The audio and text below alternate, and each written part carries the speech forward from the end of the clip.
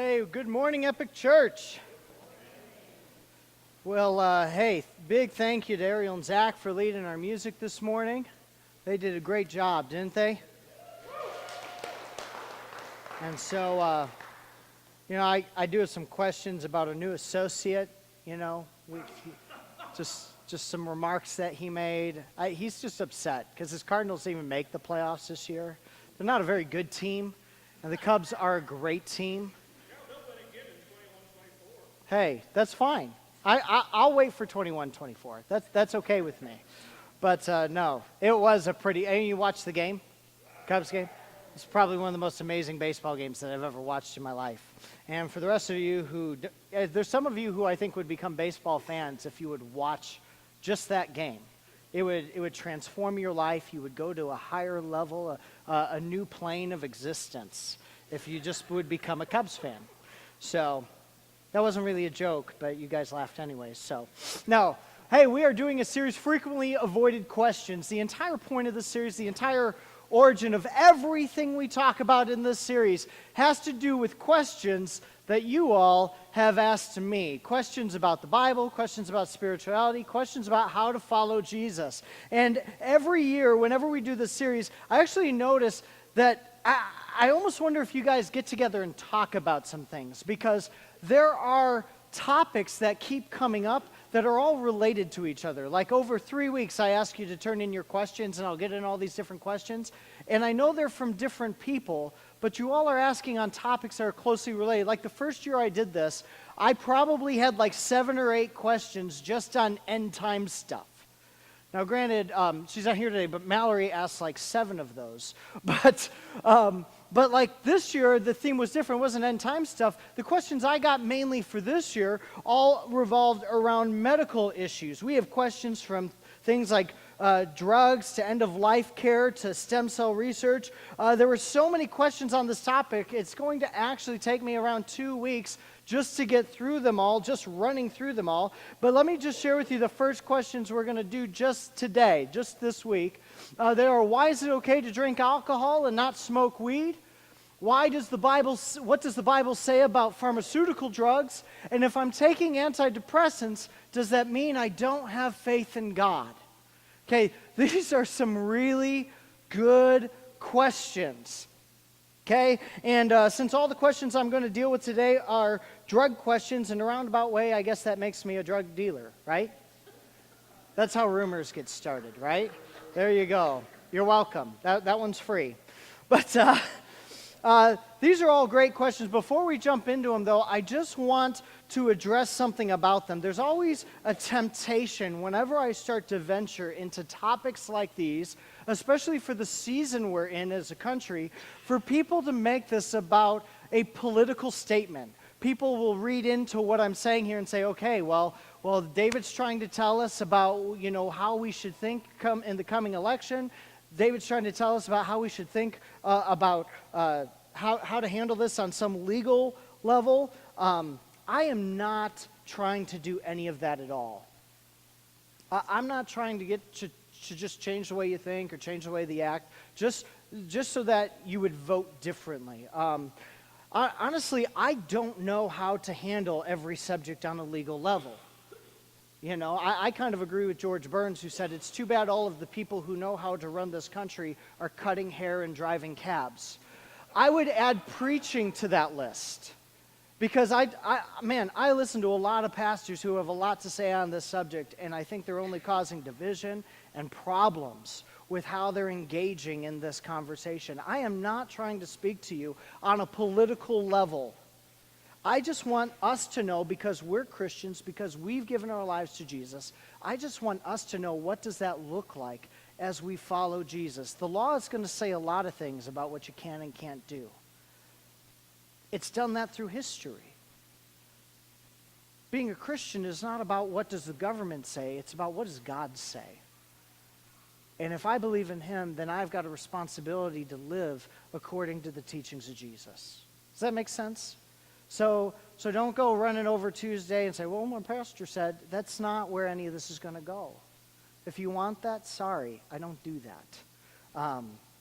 But with that in mind, let's get into our first question. Why is it biblically okay to drink alcohol but to not smoke weed? All right, so I did this one to myself because opening week of this series, I told a story about where I was at a poker game and a guy handed me what I thought was a cigarette, but it was really a joint, and I didn't know it. And then I talked about how, one of the things I believe is that the Bible says smoking pot is wrong, that marijuana is wrong.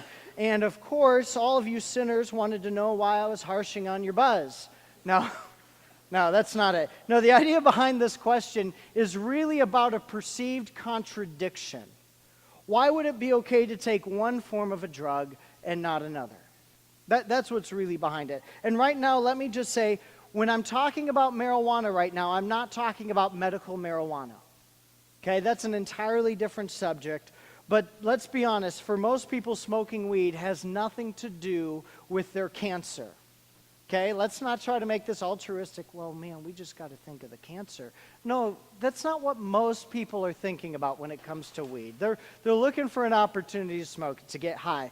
But the question is, why would alcohol be okay? Because when you look at the statistics, there are far more cases of alcohol-related deaths a year than marijuana. It seems like, if anything, we should be more against alcohol than weed. And then some people say, but isn't cannabis natural? It grows in nature. It's a natural thing. God made it. It can't be that bad. And I always thought that was a funny argument because, no one ever applies that to other things like sharks or bears or like smoking poison ivy. You know what I mean? Let's try that one. God made it, right? Well, he did, and I still don't eat that. So, but I want to start by saying, when we talk about subjects like this, I think sometimes we can over-demonize certain things to the point of absurdity.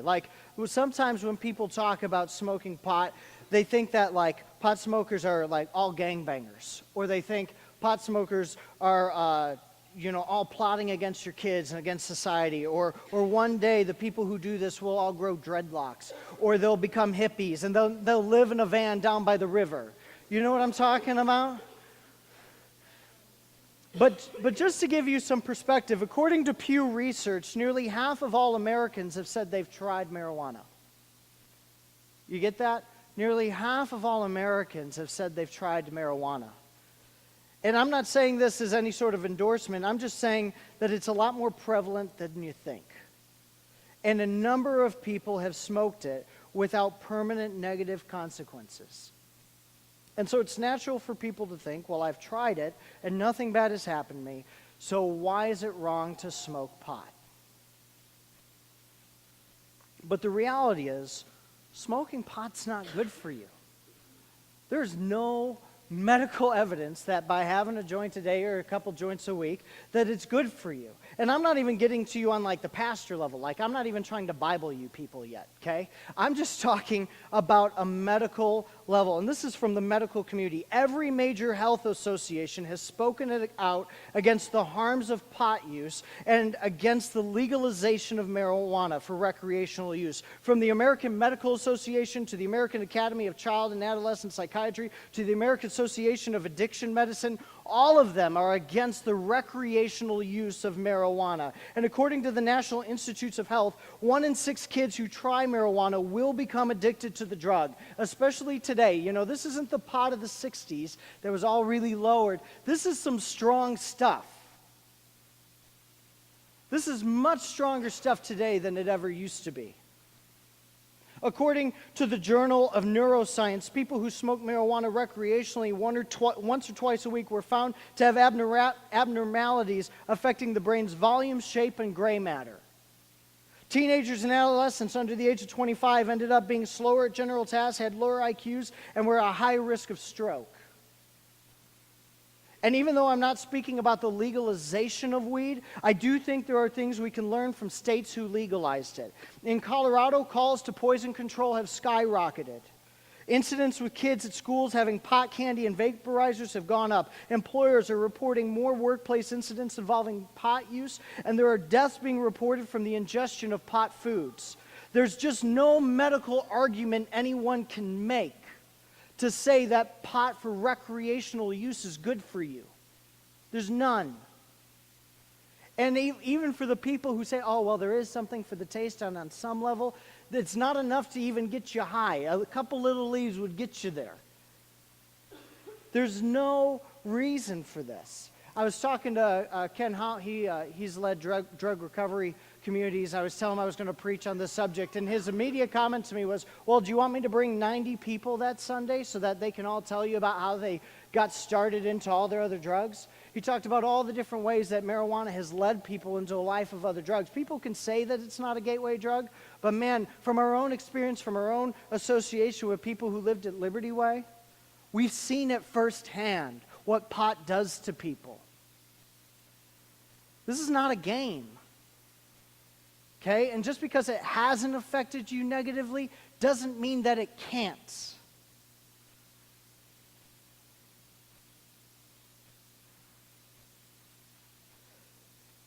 And that's just from the medical end. I haven't even touched the Bible yet.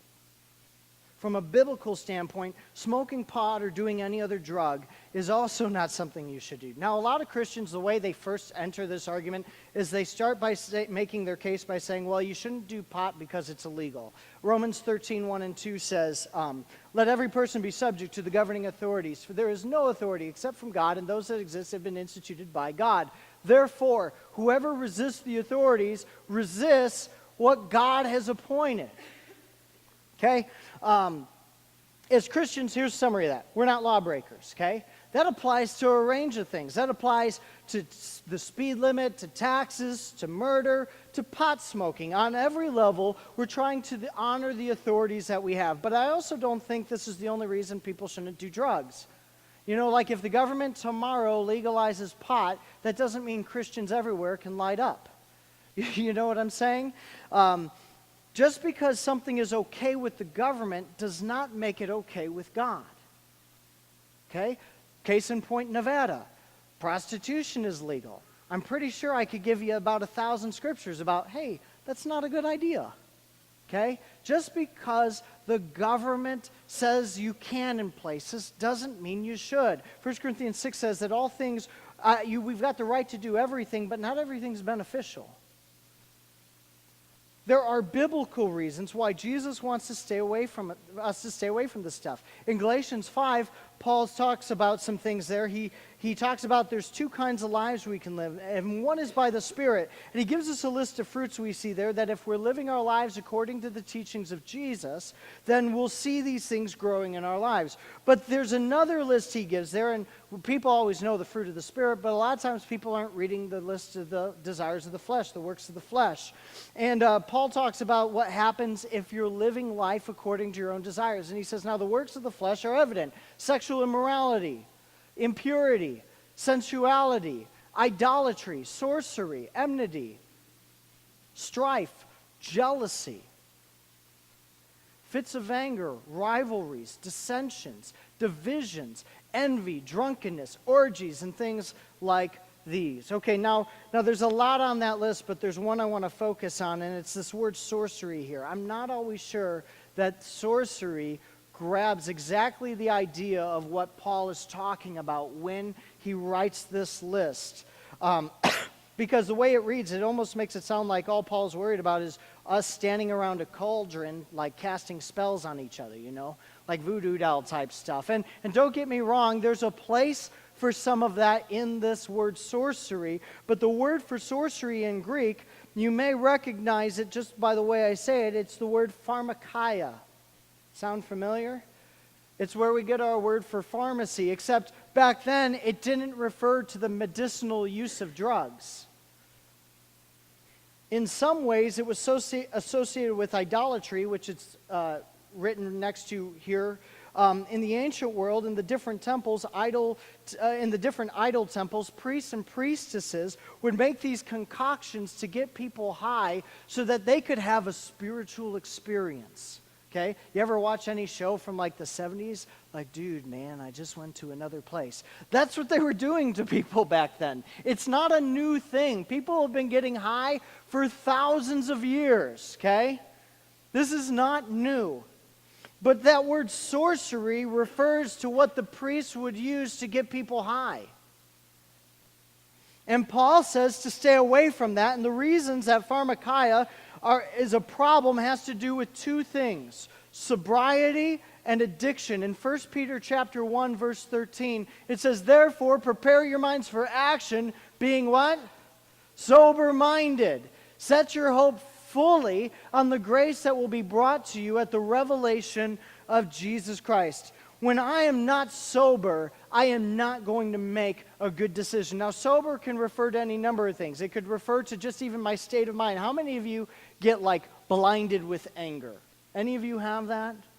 I do. Man, there are these times. Okay, my kids, like you all think they're cute, but at home, they do things. And there are these times when it's just like, it's on like Donkey Kong, and we are going, and it's like, I got to wake up and snap out of it, because they just know that thing to push that makes me want to beat them. You know, I'm not like just slugging them, but you know that feeling? Parents, don't leave me alone here. You know that feeling, okay? I'm not sober. I'm not sober. I'm not in control. I'm not thinking. That applies to anger. That could apply to depression. That could apply to just, last night we were playing this stupid game with this mouth thing, and we were like crying, laughing. There's a video online. I won't get into it. But like, there are these times when you get into things too far and you will not make good decisions. But that also applies to things you take. That could apply to alcohol. It also applies to weed. It applies to all kinds of drugs. And when I'm not sober, I'm not going to make a good decision. I'm not going to make a good decision. And when I'm addicted, I am not in control. Every decision I make in my life when I'm addicted to something revolves around what I'm addicted to. And I don't care what you're addicted to. I don't care if this is alcohol. I don't care if this is weed. I don't care if this is pornography. We shape our lives around the things we're addicted to. And it affects the way that we think. It affects the way that we reason. It affects the way that we pursue God. When I'm addicted, I'm not in control. Something else is my master.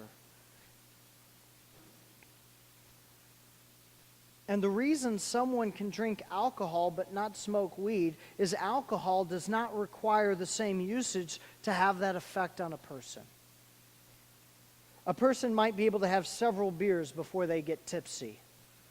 But the average amount of THC someone needs to get high from weed is 7 milligrams, which is about 4 puffs. And let's be honest. Who's smoking weed not trying to get high? I mean, come on. Who's smoking weed not to get high? I said, I'm not doing that. We're not doing that one. Didn't inhale.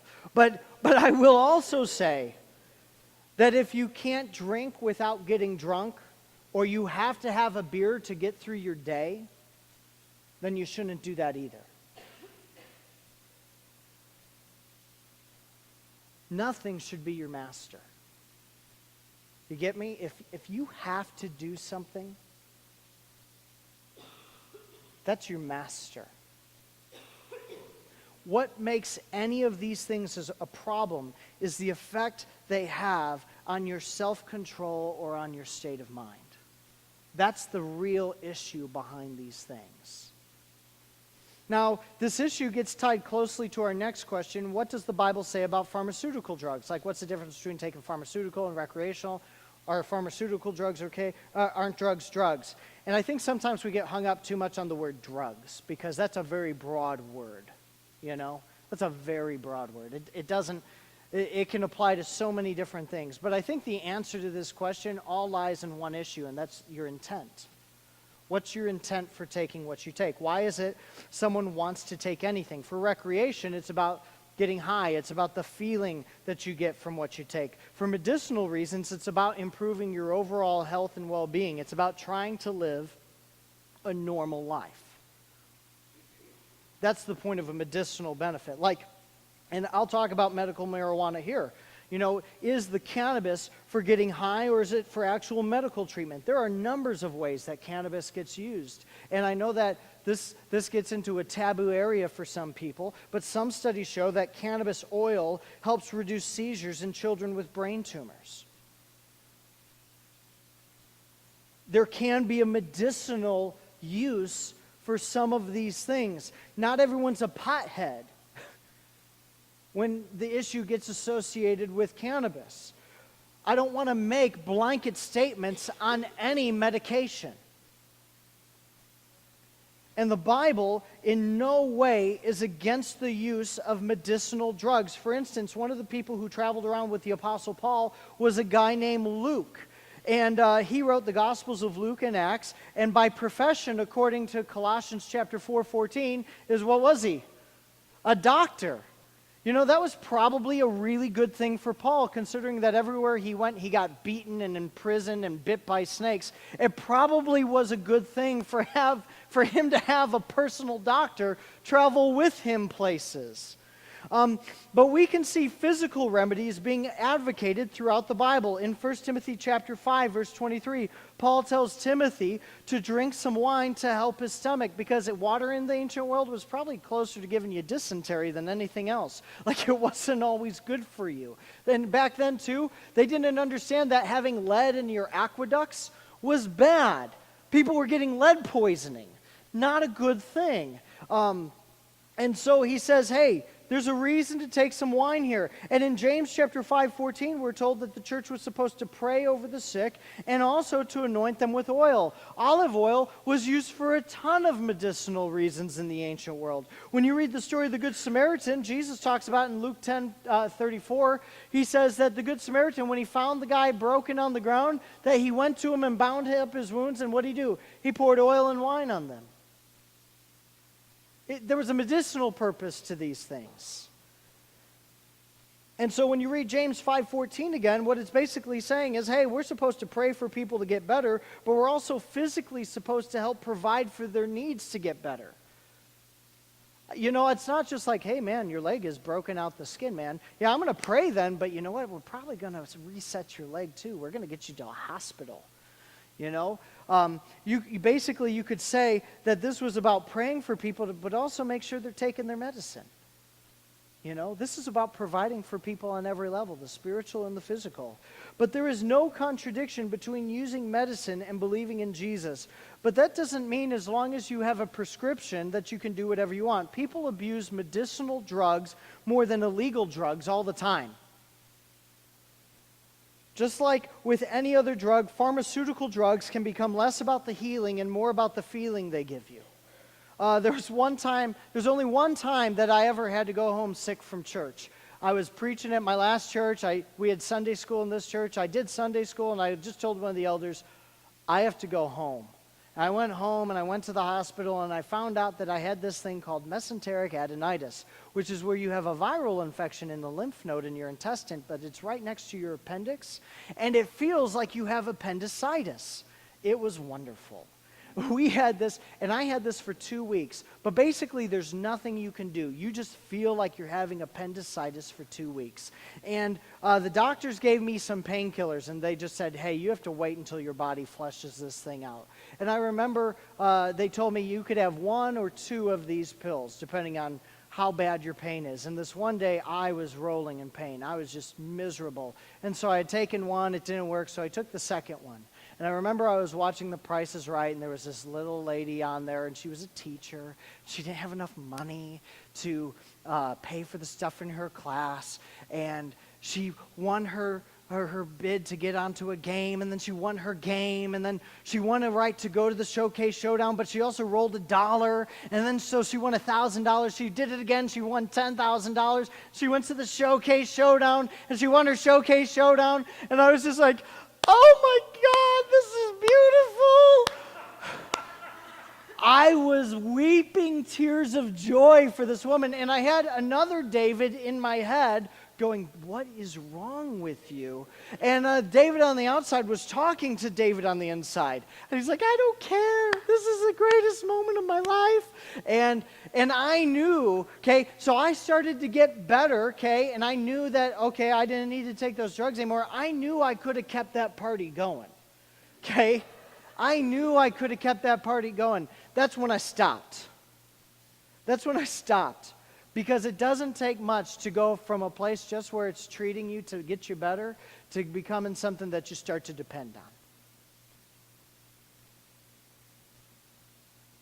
It was still the greatest episode of Price is Right I'd ever seen. Not that good. But just because something's prescribed for you doesn't mean it's good for you. Partly I think about that when I listen to the side effects on some of these drugs. Like, I'll keep my diseases, thank you. You know, like, I'm not even going to repeat some of them because I'm embarrassed that these things get said on TV. Like, you listen to the side effects. It's a 3-minute commercial. 2 minutes are side effects. It's like, why would anyone take this? But not only that, but pharmaceutical drugs can have the same addictive qualities as other drugs do. Plenty of things are prescribed by doctors that are addictive in nature. I think it was like a year ago that some doctor got arrested here because he was just prescribing meth for people. There's some of these drugs have meth in them. Some of these drugs have opiates in them.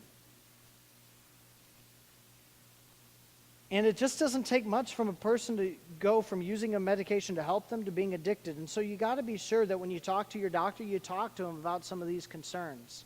Just because you can take the heavy stuff doesn't mean you should. And a lot of times there are multiple ways for treating something. You don't always have to get the thing that'll get you high. You don't always have to get the thing that's addictive. Sometimes there are other options. You just have to ask what they are. But there's no biblical problem with trying to treat an issue medically. Now, this partially affects our last question. If I am, and now I'm going to give you the expanded form of this. You'll see the short form up there. If I am praying for deliverance from depression, but I'm taking meds, does that mean I don't have faith? Is it counterproductive to what I'm asking God to do? You know, God, hey, I really want you to heal me. God, I really believe you can. And then I take medicine, you know. Did I really trust him? Did I really trust him to take care of it? And this one affects a lot of people because a number of people struggle with depression. A number of people feel a sense of guilt because they feel like somehow having depression means they don't have enough faith in God. And then to take medicine, some people think it means that they aren't trusting God or that they aren't finding joy in God. This is a real struggle. But I want to broaden this question because I think sometimes we pigeonhole something on one issue in particular, when if we just back up and see the forest for the trees, we could see a little bit clearer whether or not things are okay. I don't think this question just applies to depression. A number of people wonder if they take any medication or see a doctor for anything, if it has some implication about their faith. Am I not trusting God with my future and health if I'm depending on doctors and medication to make me better? And there are whole groups out there that actually believe that if you get sick, it means you don't have faith, and if you're not getting better, you sinned. One church I visited fired their pastor when his daughter was dying of cancer because they said he had more faith in the machines to keep his daughter alive than in God.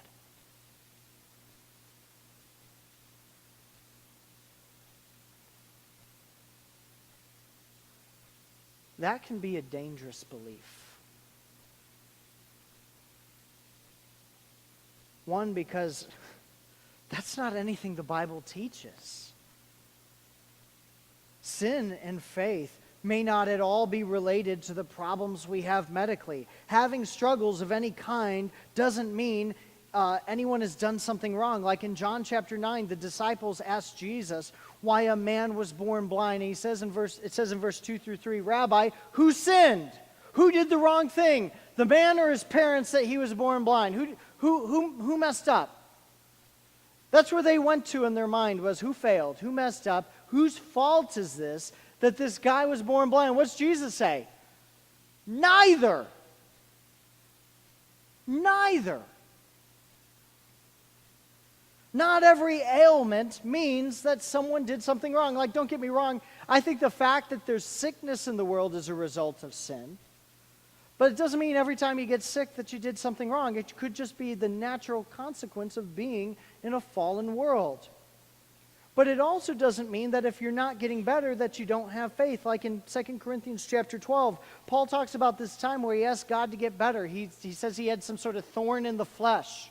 We don't know what it was. Some people think that this was a spiritual attack. Other people think this was a physical attack. When you read the book of Galatians, Paul was actually, when he stayed in Galatia the first time and planted churches, he didn't do it by choice. He was actually laid up sick in Galatia and ended up preaching there because he couldn't go anywhere because he was so sick. Some people think that's what it was about. Other people think it was the fact that he started to lose his eyesight. When you read the end of Galatians, he says, do you see what large letters I write with? Because he's going blind. That's why his letters were getting bigger. It could be that he was sick, but it says 3 times I pleaded with the Lord about this, that it should leave me. But he said to me, what? My grace is sufficient for you, for my power is made perfect in weakness. God says no. God says no, and it wasn't that Paul didn't have faith. He did have faith.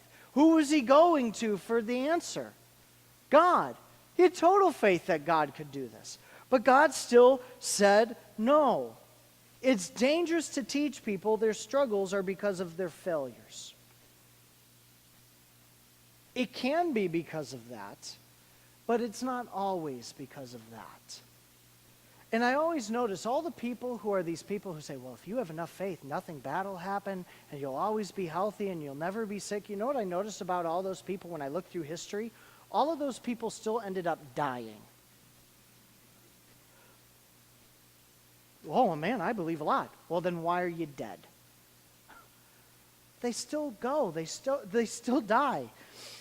But this kind of thinking prevents people from seeking medical care they might need because they don't want to violate their faith.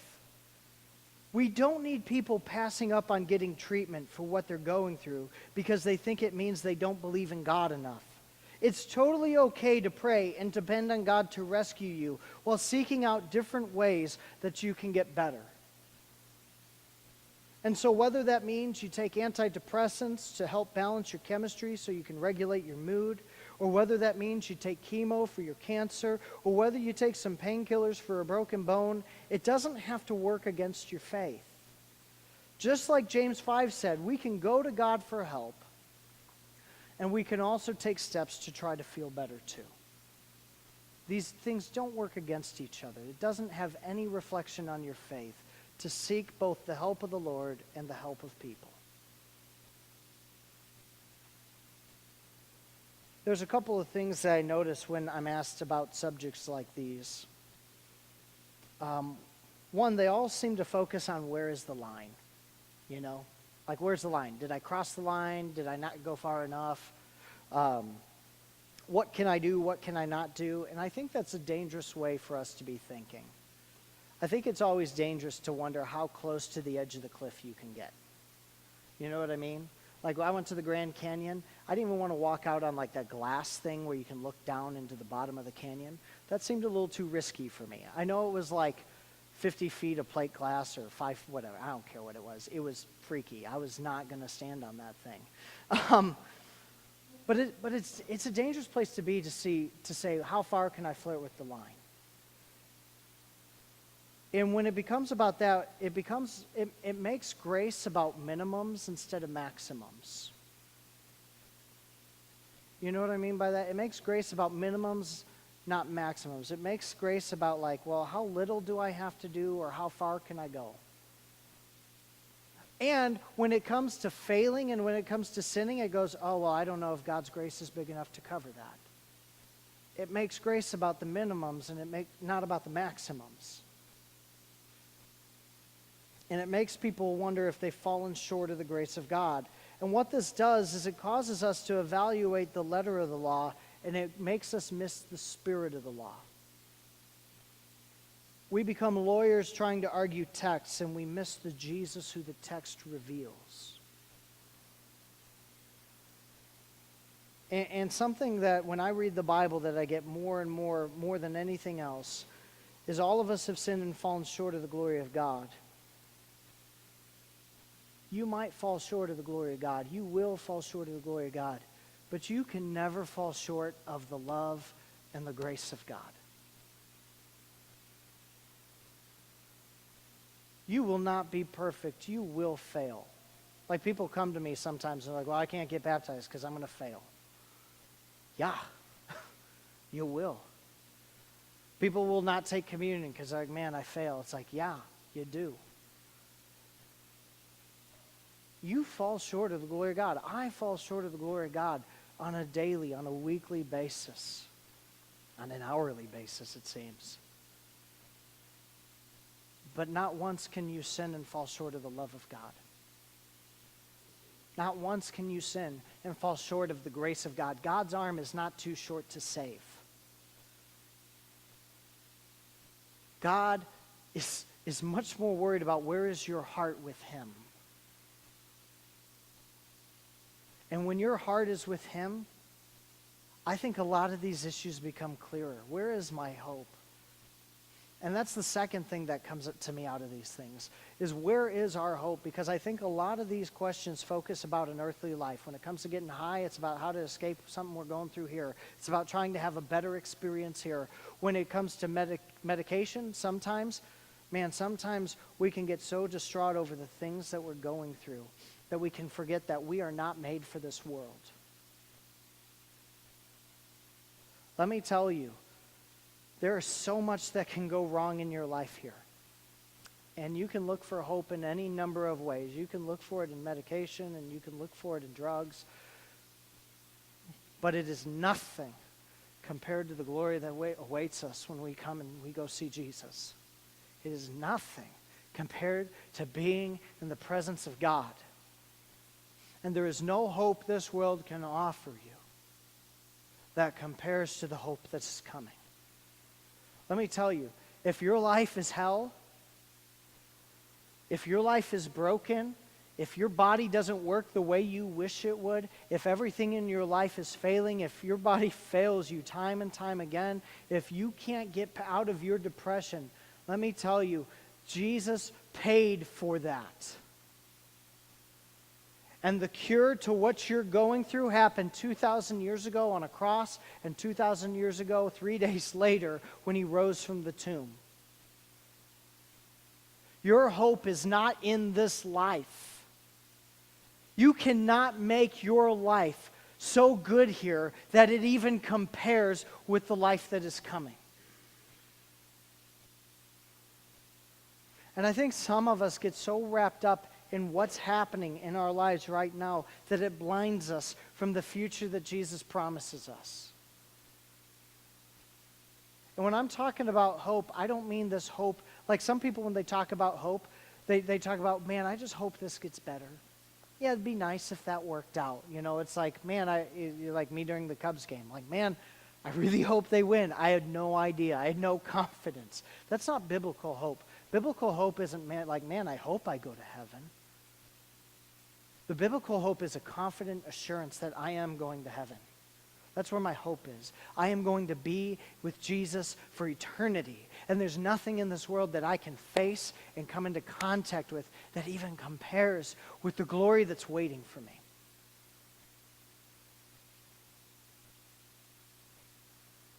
We're going to be taking communion.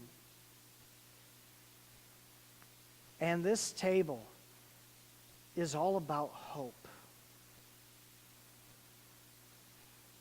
It's all about where our future is. Can you put up 1 Peter 1:13 again? I love this verse. You know, we were talking about sobriety when we dealt with it. But 1 Peter 1:13 said, prepare your minds for action, being sober-minded. Set your what? Hope. Fully. Everything. everything that you are, everything that you could ever want, anything you could ever desire, put it all on the grace that will be brought to you when Jesus is revealed. I don't care if it's a relationship. I don't care if it's a job. I don't care if it's the economy. I don't care if it's in your family. I don't care what it is. Take all of it. Put all of your eggs in this basket.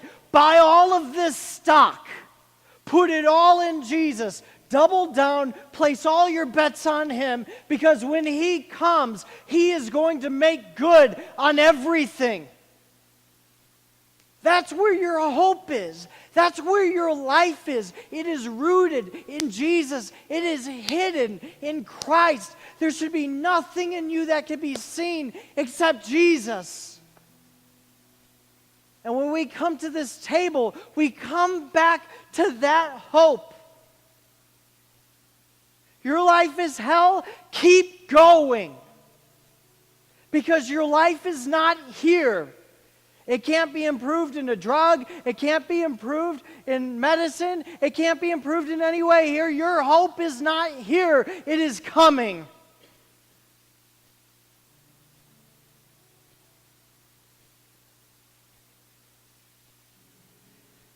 And we got to be sober. We got to stop being distracted. We got to stop letting things get in our way. Don't let anyone rob you of the hope that's within you. I'm going to pray. And I don't know where your hope is this morning. Because if you're like me, I got my days where I am hopeless. Where I just do not understand how something is going to work out. And I've got my days where there's just no way that I could see past through today to tomorrow. And I've never smoked a joint, but I've had my things that I've distracted myself to try to get through. And I've had my own battles, and I've had my own addictions. I think that's the human experience. We all do different things, but when you just look at the shell, we're the same in our brokenness.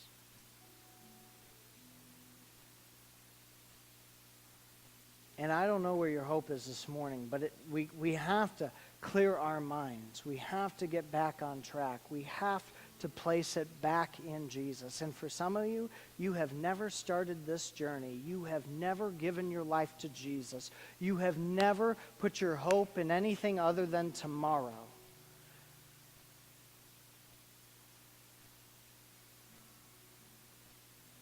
And it's not working. And for some of you, you need to begin that faith relationship with Jesus. And that means you need to come to a place where you believe in Jesus and you trust Him with your entire future, and you trust Him with your life, and you're ready to follow Him. And you got to let go of your old life.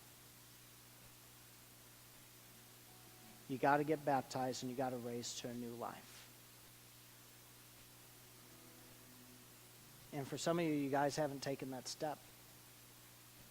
And you need to place your hope in Jesus, and you need to bury yourself in Him. That's actually what I love about baptism. We're going to be open the baptistry here in a couple weeks.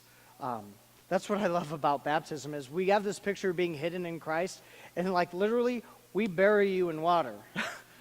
You get to have that imagery. You get to be united with that picture of being hidden in Christ. And for some of you, you haven't done that. And you need to just step out and get in the tub and bury your life in Christ and put your hope in Him.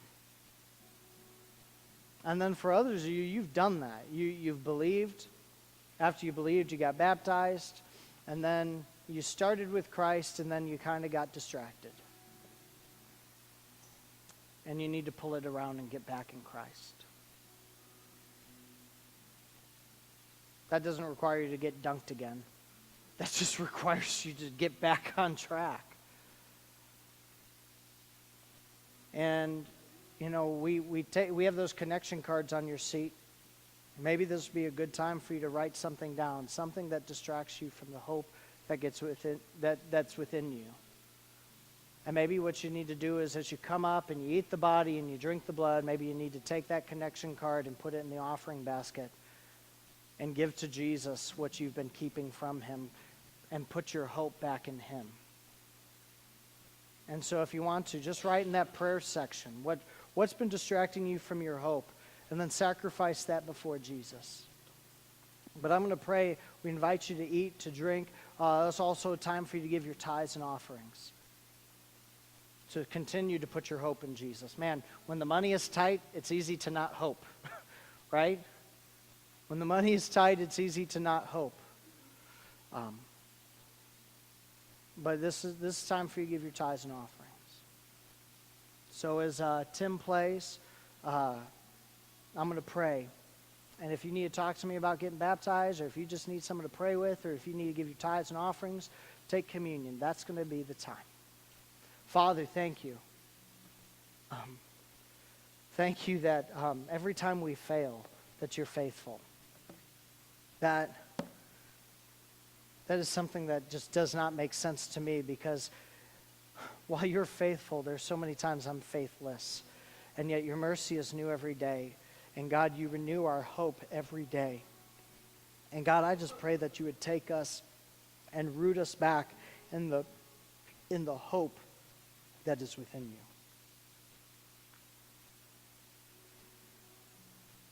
God,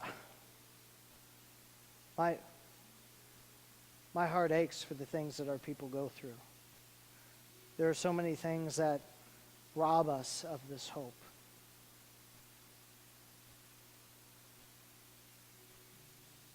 God, I just pray that you would turn our eyes on Jesus.